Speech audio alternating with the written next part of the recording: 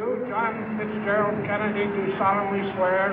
I, John Fitzgerald Kennedy, do solemnly swear. That you will faithfully execute the office of President of the United States. That I will faithfully execute the office of President of the United States. And will, to the best of your ability. And will, to the best of my ability. Preserve, protect, and defend the Constitution of the United States. Preserve, protect, and defend the Constitution of the United States. So help you God. So help me God.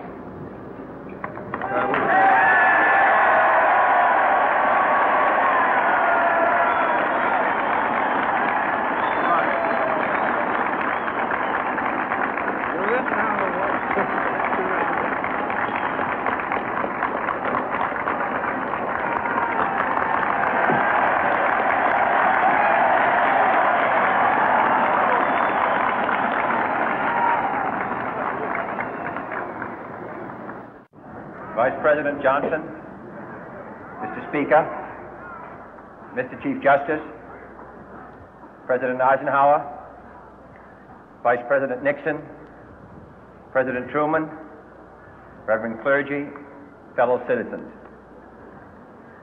We observe today not a victory of party, but a celebration of freedom, symbolizing an end as well as a beginning, signifying renewal as well as change. For I have sworn before you and Almighty God the same solemn oath our forebears prescribed nearly a century and 3/4 ago. The world is very different now, for man holds in his mortal hands the power to abolish all forms of human poverty and all forms of human life. And yet the same revolutionary beliefs for which our forebears fought are still at issue around the globe. The belief that the rights of man come not from the generosity of the state, but from the hand of God. We dare not forget today that we are the heirs of that first revolution. Let the word go forth from this time and place to friend and foe alike that the torch has been passed to a new generation of Americans born in this century, tempered by war, disciplined by a hard and bitter peace, proud of our ancient heritage, and unwilling to witness or permit the slow undoing of those human rights to which this nation has always been committed and to which we are committed today at home and around the world.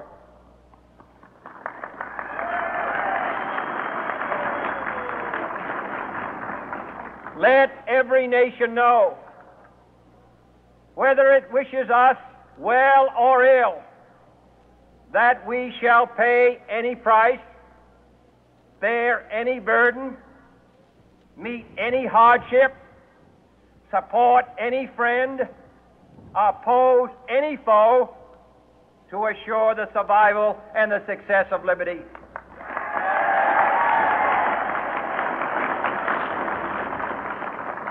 This much we pledge and more. To those old allies whose cultural and spiritual origins we share, we pledge the loyalty of faithful friends. United, there is little we cannot do in a host of cooperative ventures. Divided, there is little we can do, for we dare not meet a powerful challenge at odds and split asunder.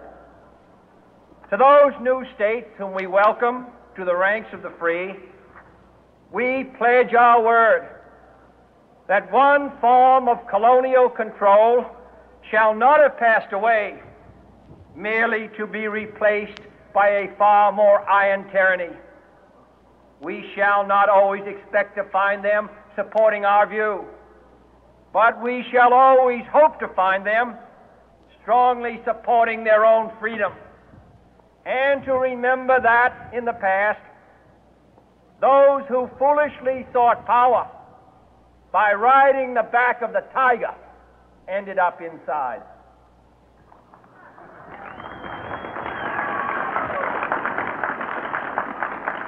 To those people in the huts and villages of half the globe struggling to break the bonds of mass misery, we pledge our best efforts to help them help themselves for whatever period is required, not because the communists may be doing it, not because we seek their votes, but because it is right.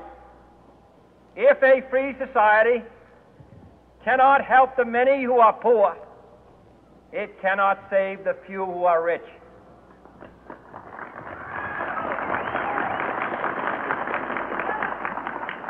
To our sister republics south of our border, we offer a special pledge to convert our good words into good deeds, in a new alliance for progress, to assist free men and free governments in casting off the chains of poverty. But this peaceful revolution of hope cannot become the prey of hostile powers. Let all our neighbors know that we shall join with them to oppose aggression or subversion anywhere in the Americas. And let every other power know that this hemisphere intends to remain the master of its own house.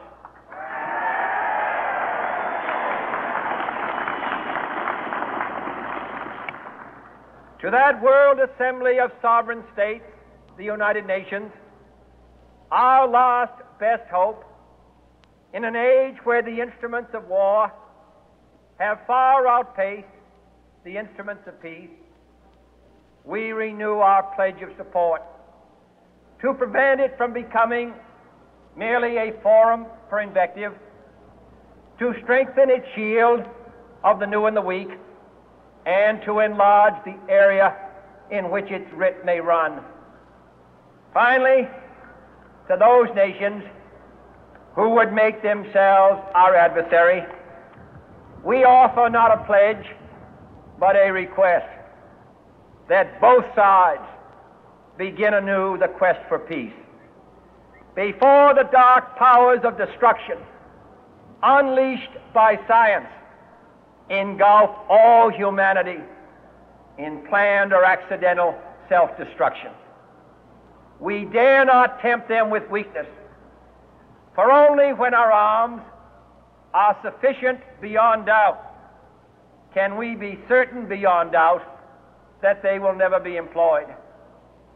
But neither can two great and powerful groups of nations take comfort from our present course, both sides overburdened by the cost of modern weapons, both rightly alarmed by the steady spread of the deadly atom, yet both racing to alter that uncertain balance of terror that stays the hand of mankind's final war.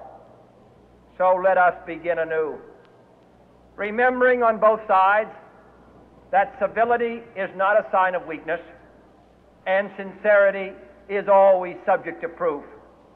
Let us never negotiate out of fear, but let us never fear to negotiate.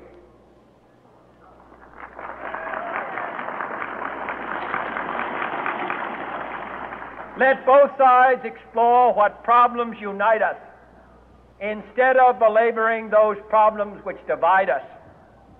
Let both sides, for the first time, formulate serious and precise proposals for the inspection and control of arms, and bring the absolute power to destroy other nations under the absolute control of all nations.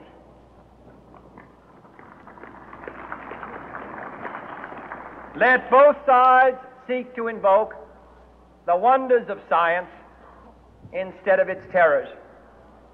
Together, let us explore the stars, conquer the deserts, eradicate disease, tap the ocean depths, and encourage the arts and commerce. Let both sides unite to heed in all corners of the earth the command of Isaiah to undo the heavy burden and let the oppressed go free. And if a beachhead of cooperation may push back the jungle of suspicion, let both sides join in creating a new endeavor, not a new balance of power, but a new world of law, where the strong are just and the weak secure and the peace preserved.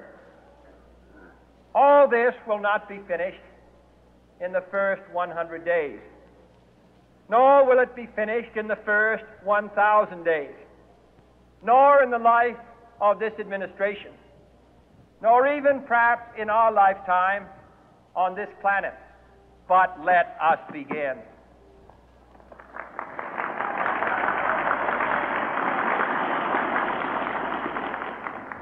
In your hands, my fellow citizens, more than mine, will rest the final success or failure of our course. Since this country was founded, each generation of Americans has been summoned to give testimony to its national loyalty. The graves of young Americans who answered the call to service surround the globe. Now the trumpet summons us again, not as a call to bear arms, though arms we need, not as a call to battle, though in battle we are, but a call to bear the burden of a long twilight struggle, year in and year out, rejoicing in hope, patient in tribulation, a struggle against the common enemies of man, tyranny, poverty, disease, and war itself. Can we forge against these enemies a grand and global alliance, north and south, east and west, that can assure a more fruitful life for all mankind? Will you join in that historic effort?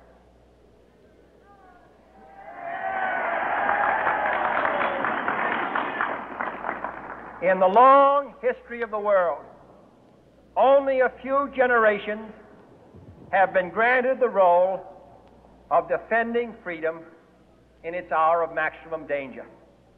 I do not shrink from this responsibility. I welcome it.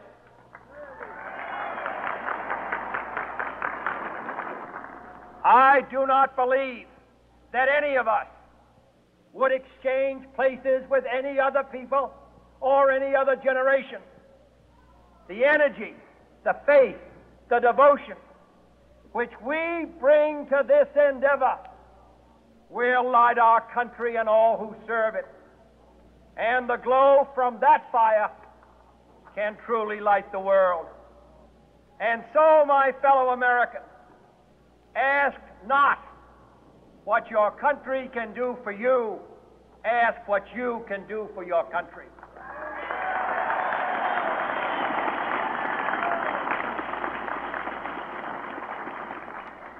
My fellow citizens of the world, ask not what America will do for you, but what together we can do for the freedom of man.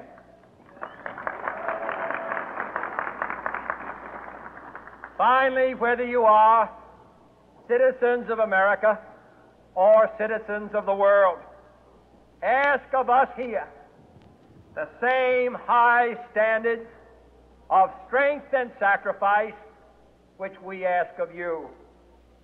With a good conscience, our only sure reward, with history the final judge of our deeds, let us go forth to lead the land we love, asking His blessing and His help, but knowing that here on earth God's work must truly be our own.